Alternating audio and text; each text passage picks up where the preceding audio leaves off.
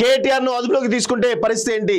Arrest మోడ్లో సర్వేలు, public ఫీడ్బ్యాక్లో 3 ప్రధాన పార్టీలు, స్థానిక ఎన్నికల్లో ప్రభావంపై లోతుగా స్టడీ, అనుకూల ప్రతికూల ఫలితాలపై అంచనా, సానుభూతి, మైలేజెస్పై బీఆర్ఎస్ నమ్మకం, తప్పు చేస్తే శిక్ష తప్పని మెసేజ్తో కాంగ్రెస్, నాడు కవిత అరెస్ట్ ఆలస్యంపై బీజేపీలో చర్చలు అంటూ చూస్తున్నాం. సో ఇప్పుడు ఇంకొక చర్చ కూడా జరుగుతుంది. స్థానిక సంస్థల ఎన్నికల్లో ప్రధాన ఆయుధం ఏంటంటే కేటీఆర్ అరెస్ట్ పైనే ప్రధానంగా చర్చ జరిగేటువంటి అవకాశం అయితే ఉంటుంది. ఎందుకంటే దీనిలో ఇటు బీజేపీ ఇటు కాంగ్రెస్ ఈ రెండు కూడా ఒకరిపైన ఒకరు పదునైనటువంటి విమర్శలు చేసుకునే అవకాశం ఉంటుంది.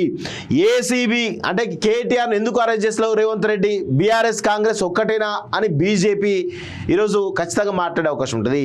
బీజేపీ బీఆర్ఎస్ ఒక్కటే, ఈడీ మీ చేతిలో ఉంది కదా, మీరు అరెస్ట్ చేయొచ్చు కదా అని కాంగ్రెస్ పార్టీ అంటది. ఇట్లా మొత్తానికైతే ఆకులో కరివేపాకులాగా కేటీఆర్ పరిస్థితి తయారైంది. ఒక అటు ఇటు కానీ పరిస్థితి అయితే కేటీఆర్ తయారైంది, అందులో నో డౌట్. కానీ ఇందులో బీఆర్ఎస్ పార్టీ ఏం చేస్తుంది, ఇదే అదనగా కేటీఆర్ జైలు పోయింది అనుకో, ఇదే అదనగా సెంటిమెంట్ అస్త్రం తీసుకొచ్చేసి స్థానిక సంస్థల ఎన్నికల్లో ఎక్కువ సీట్లు కొడదామని ఒక ప్రయత్నం చేస్తూ ఉంటుంది. కానీ నాకు తెలిసి అసలు ఈ స్థానిక సంస్థల ఎన్నికల వరకు కూడా కేటీఆర్ని అరెస్ట్ చేయకపోవచ్చేమో అటువంటి మాటలు చాలా బలంగా ఉన్నాయి. దాని గురించి సర్వే చేస్తున్నారు, అన్ని పార్టీలు సర్వే చేస్తున్నాయట. సో చూద్దాం దానికి ఏమైతుందో. కేటీఆర్ అరెస్ట్ అయితే రాజకీయ పరిస్థితి ఏంటి, తమకు రాజకీయంగా నష్టమా లాభమా? ఇప్పుడు రాష్ట్రంలోని 3 ప్రధాన పార్టీలు ఇదే ఆలోచనలో పడ్డాయి. ఇందుకోసం సర్వేలు చేయించుకుంటున్నాయి. కేటీఆర్ అరెస్ట్ చేస్తే అవినీతికి తగిన శిక్ష పడింది కాబట్టి జనంలోకి తమకు సానుకూల వాతావరణం ఉంటుందని, తద్వారా పంచాయతీ ఎన్నికల్లో లాభం జరుగుతుందని కాంగ్రెస్ భావిస్తుండగా బీఆర్ఎస్ మాత్రం సింపతి మీద ఆశలు పెట్టుకున్నది. గతంలో లీడర్లు జైలు వెళ్ళినప్పుడు ఆయా రాజకీయ పార్టీలకు లాభం కలిగింది కాబట్టి తమకు పొలిటికల్ మైలేజ్ ఏమైనా వస్తుందేమోనని బీఆర్ఎస్ లెక్కలు వేసుకున్నది. ఇక బీజేపీ సైతం ఈ అరెస్టుకు సంబంధించిన సర్వేలు చేయించుకున్నట్టు తెలుస్తుంది. కవిత అరెస్ట్ విషయంలో జాప్యం జరగడంతో తమకు రాజకీయంగా లాభం కలగలేదని బీజేపీ ఒక అంచనాకు వచ్చింది. సో ఐడీ అరెస్ట్ చేస్తే ఖచ్చితంగా తమకే లాభమని, ఏసీబీ అరెస్ట్ చేస్తే కాంగ్రెస్ లాభం చేకూర్చే ఛాన్స్ ఉందని బీజేపీ భావిస్తున్నట్టు తెలుస్తుంది. స్థానిక సంస్థల ఎన్నికల్లో అరెస్టు ప్రభావం ఎంత ఉండే అవకాశం ఉంటుంది. ఫార్ములా ఈ రేస్ కేసులో కేటీఆర్ అరెస్ట్ అయ్యే వ్యవహారం అన్ని పార్టీలో చర్చనీయాంశంగా మారింది. ఎప్పుడు అరెస్ట్ అవుతారనే విషయంలో భిన్నాభిప్రాయాలు ఉన్నా ఏదో ఒక రోజు అరెస్ట్ కాక తప్పదనేది అన్ని పార్టీల అంచనా. ఏసీబీ ఈడీ విచారణలకు హాజరైన తర్వాత అరెస్ట్ కాకపోవడంతో తాత్కాలికంగా ఉపశమనం లభించినా ఇక ముందు ఎలాంటి పరిణామాలు చోటు చేసుకుంటాయన్నటువంటి ఆసక్తికర చర్చలు మొదలయ్యాయి.